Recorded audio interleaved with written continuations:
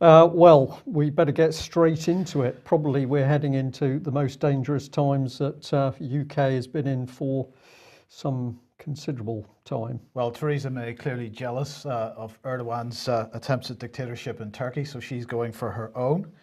So today she has announced, as everybody I'm sure realises by now, that she chaired a meeting of the cabinet where they agreed that the government would call a general election to be held on the 8th of June.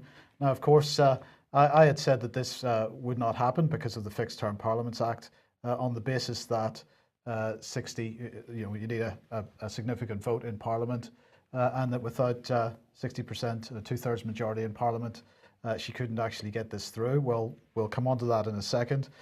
She went on to say some other things. She said, our opponents believe that because the government majority is so small, our resolve will weaken, and that they can force us to change course. She's talking about Brexit, of course.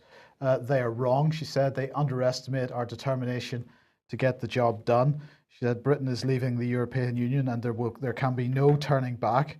As we look to the future, the government has the right to plan for negotiating our new negotiation with Europe, or sorry, our new relationship with Europe. She complained, as I say, about parties getting in her way and so on, and she complained about the House of Lords getting in her way. She said they underestimate our determination to get the job done, and so tomorrow I will move a motion in the House of Commons calling for a general election to be held on the 8th of June. That motion, as set out by the Fixed Term Parliaments Act, will require a two-thirds majority of the House of Commons. So I have a simple challenge to the opposition parties. You've criticised the government's vision for Brexit. You've challenged our objectives. You've threatened to block the legislation we put before Parliament. This is your moment to show you mean it, to show you're not opposing the government for the sake of it, to show you do not treat politics as a game. She said that, this was the bit that really got me, Brian. She said, every vote for the Conservatives will make it harder for opposition politicians who want to stop me from getting the job done. Every vote for the Conservatives will make me stronger when I negotiate for Britain with the Prime Ministers, Presidents and Chancellors of the European Union. Every vote for the Conservatives means we can stick to our plan for a stronger Britain and take the right long-term decisions for a more secure future. It is with reluctance that I decided the country needs this election, but it's with strong conviction that I say it's necessary to secure the strong and stable leadership the country needs to see us through Brexit and beyond. So tomorrow, let the House of Commons vote for an election. Let everybody put forward their proposals for Brexit and their programme for government, and let us remove the risk of uncertainty and instability and continue to give the country the strong and stable leadership it demands. Brian, I could imagine Theresa May standing in Nuremberg as she gave those comments. In front of the Reichstag. Yes.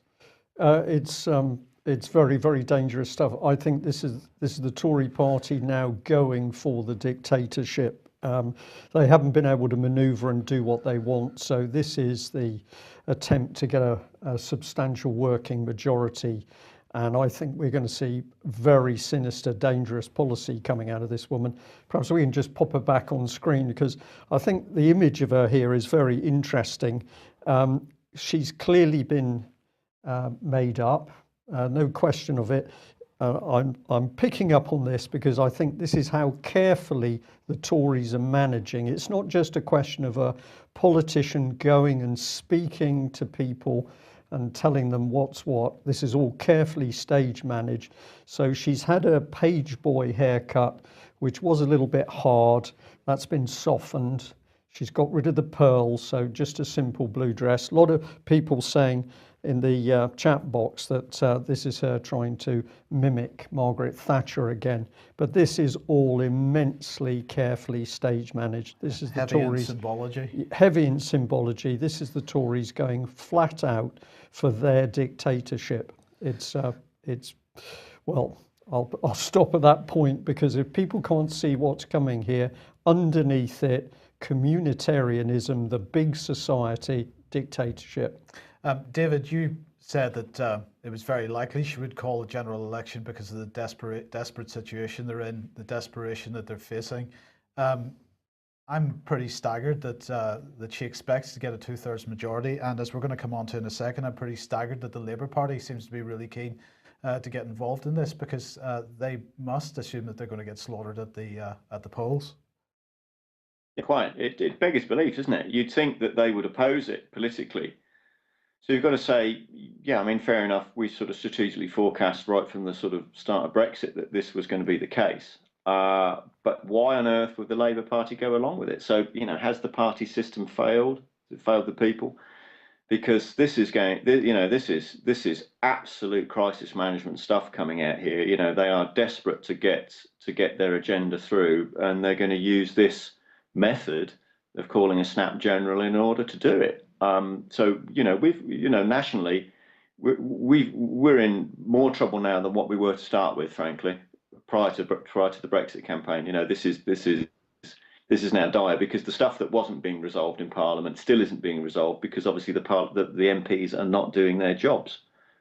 Yeah, David, you're spot on with this one because, of course, we haven't left the European Union. That was the big scam. We're embroiled in all of this nonsense with, yes, we're coming out, but we're going to adopt all of the laws. So we've got all of that going out. Now they're heading for, can they get a working majority? That equates to the Tory dictatorship. Or the other thing they can do is create total mayhem in that election and then suggest that perhaps we adopt a working coalition, as of course you see in countries like Holland. But the same people will control parties on whatever side they are. And what's the driving force? Well, the driving force is blackmail of politicians to get them to follow the shadow government's line. And what is that blackmail? It's child abuse.